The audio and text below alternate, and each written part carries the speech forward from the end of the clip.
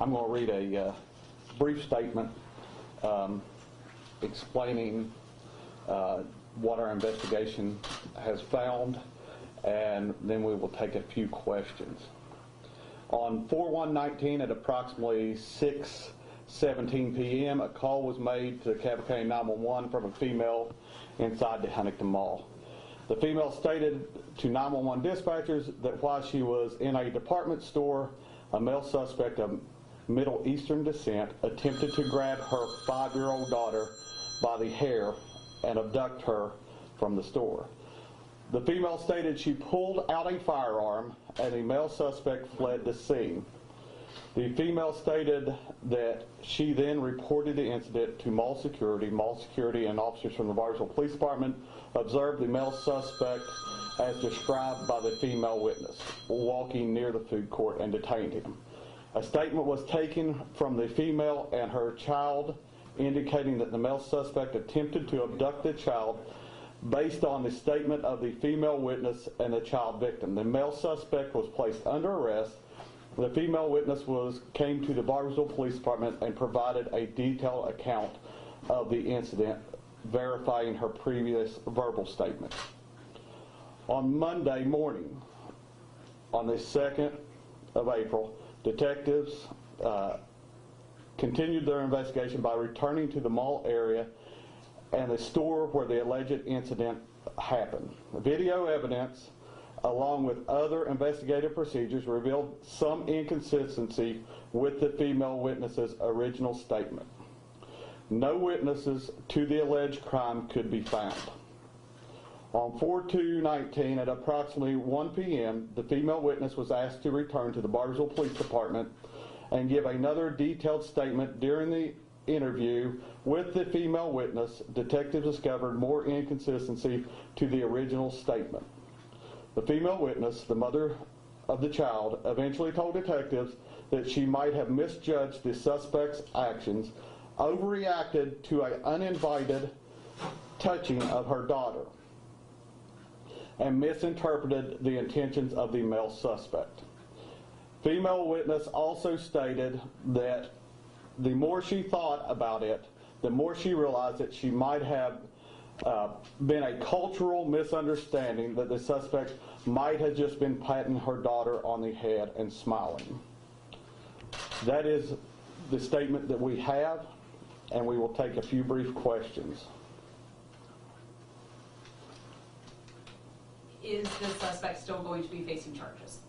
That will be a determination by the prosecutor. The prosecutor has been made aware of the situation and is currently reviewing. There is still, as we said, a uninvited touching. We're not saying of a sexual nature, just a uninvited touching of a child.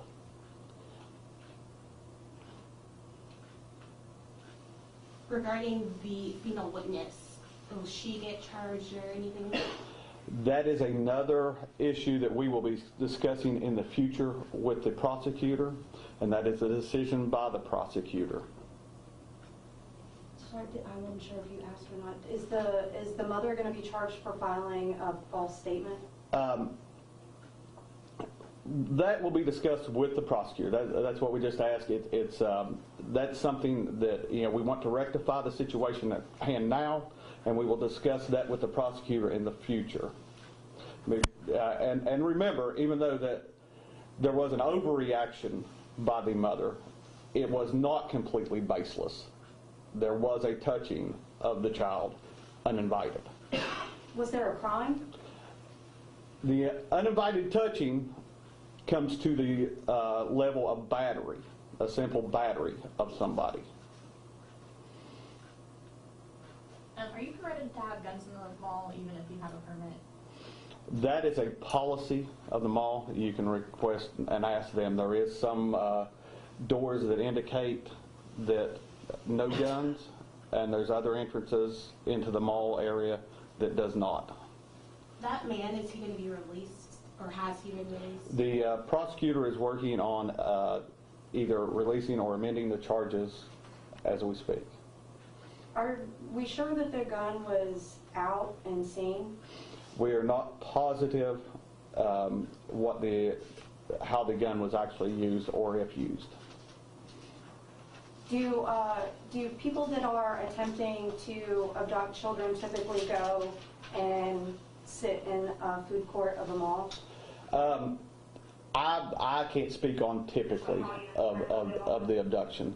The circumstances surrounding this was different than normal.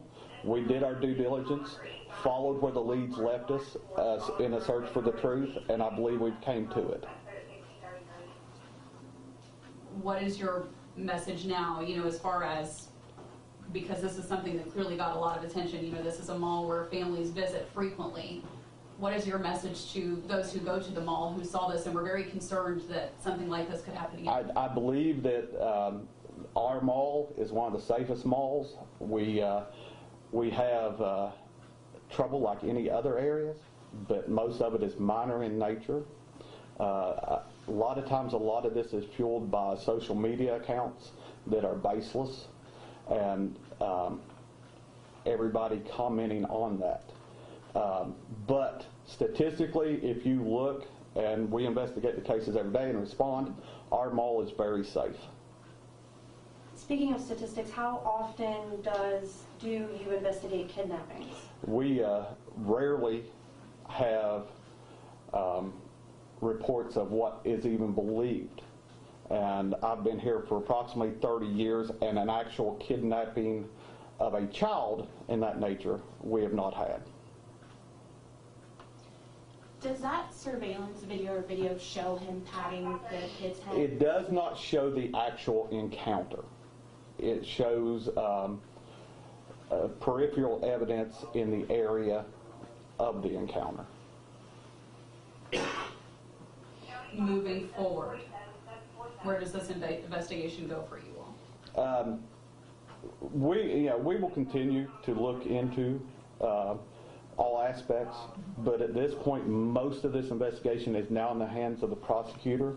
I think we've resolved all the facts of the incident, so the charges going forward will be in his hands. Has the prosecutor given you any timetable on when decisions on that would be made? No, sir. If that concludes, is there anything else you all need? Are you talking? Oh. Do you have a question? Yeah, I mean, he was pretty vilified in social media. I was just wondering how some sort of, how this could be rectified. It's like anything else. I mean, people jump to conclusions. We attempt to work through, and in spite of what social media do, to find the truth. And that's what we've done here, and that's what we'll continue to do. Good. Okay. Thank you. Thank you.